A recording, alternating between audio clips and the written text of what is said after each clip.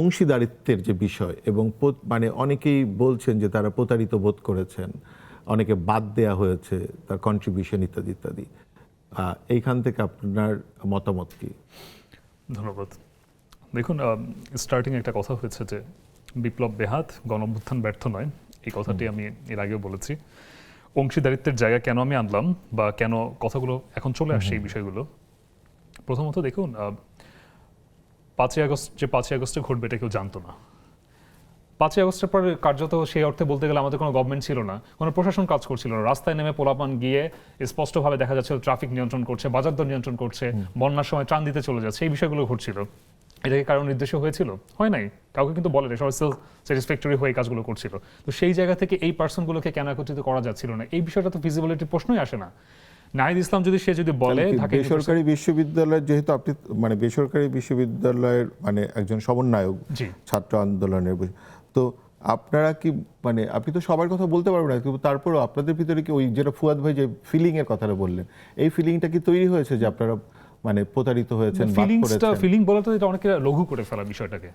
এটা তো বাস্তব বলতে চান আপনি, কিভাবে বলতে চান? আমি অবশ্যই আমি বলতে চাই এটা বাস্তবিকভাবে, যে এখানে সবাইকে মাইনাস করে একটা নির্দিষ্ট কোরামের জন্য তাদের নিজস্ব স্বার্থের জন্য এটা পুরোটা চরিতার্থ করা হয়েছে।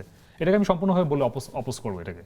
এবং তাদের এই প্ল্যানটা যারা করেছে তারা বলতে চাচ্ছিল যে এই ডিএসএফ নামে একটা সংগঠন, ডেমোক্রেটিক স্টুডেন্ট ফোর্স অর ছাত্র শক্তি নামে যেটাই তারা বলুক, একটা ভাবে পাঠচক্র করতো, তারা চালাতো, এটা তাদের একটা ফসল না। এটা কথাটা সম্পূর্ণভাবে ভুল। যদি সেটাই হয়ে থাকতো তাহলে 17 তারিখ তাদেরকে বন্ধ করে দিয়ে আন্দোলন চলে যেতে হতো না।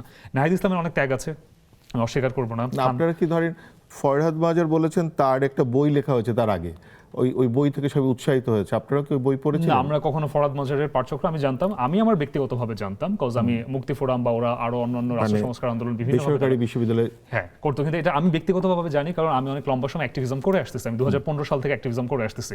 সেটা আমার ব্যক্তিগত ব্যাপার, কিন্তু সেটা অন্যান্য স্টুডেন্ট জানার কথা না। রেগুলেটরি একজন ব্যক্তি হিসেবে বা একজন ব্রেইন হিসেবে বা যেভাবে বলেন প্ল্যানার হিসেবে যদি বলি, সেটা আমি উল্লেখ করতে পারি, সেটা আমার জায়গা থেকে। কিন্তু তার মানে এই না যে এটা ফরহাদ মাজারের বই পড়ে বা একটা নির্দিষ্ট কোরামের কাছে তাড়িত হয়ে সবাই রাস্তা, সে বিষয়টা এরকম না। যদি সেটাই হতো 17 তারিখ রাস্তা থেকে তারা হল ছেড়ে বাসায় চলে গিয়েছিল, এরপরে আন্দোলনকে পুনরুজ্জীবিত কারা করলো? পরবর্তীতে আমরা কি দেখি নাই এই আন্দোলনের সাথে? সার্ভিস নিজে বলেছে স্পষ্টভাবে, 18 তারিখে যখন তাকে ফোন করা হয় স্পষ্টভাবে বলেছিল, ভাই আপনারা আন্দোলন করতেছেন, কোটা সংস্কার নিয়ে আমরা আন্দোলন করেছি, আপনারা এখন একটা কাহিনী এখানে ঘটায় ফেলছেন, আপনাদের ব্যাগে হামলা হয়েছে, এই বিষয় নিয়ে আমাদেরকে দয়া করে এটার মধ্যে ইনভলভ করবেন না। এই ধরনের একটা কথা সে বলেছে, এটা রেকর্ডিং পর্যন্ত আছে। বিভিন্ন সময় সে তার হলের মধ্যে বিভিন্ন জায়গা থেকে যখন বলেছে, হাসনাদের কি আমরা ভয়েস রেকর্ডিং বা ভিডিও আমরা দেখি নাই? স্পষ্টভাবে আমরা সেখানে দেখেছি। এখন বলতে পারেন যেটা যে এই বিষয়গুলোকে স্ট্র্যাটেজি না, কিন্তু কোনটা স্ট্র্যাটেজি, কোনটা চূড়ান্ত মুহূর্তে এসে যদি আপনি তখন স্ট্র্যাটেজির পরিচয় দিতে যান, তাহলে সেটা স্ট্র্যাটেজি না, সেটা একটা ধুরন্ধরগিরি হয়ে যাবে। মূলত এই জায়গা থেকে আপনার অ্যাডমিট করতেই হবে, এই কোটা সংস্কার আন্দোলন দুইটা ফেসে যদি আমি ডিভাইড করি, কোটা সংস্কার আন্দোলন একটা, আর একটা গণঅভ্যুত্থানের আন্দোলন।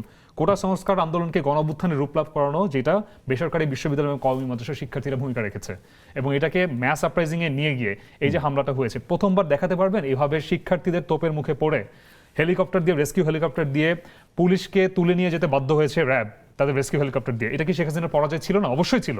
এবং সেটা শুধু বেসরকারি বিশ্ববিদ্যালয়ের প্রতিরোধ না, এটা সারা বাংলাদেশের প্রথম প্রতিরোধটা ছিল 18 জুলাই, সেদিন হয়েছিল সেটা।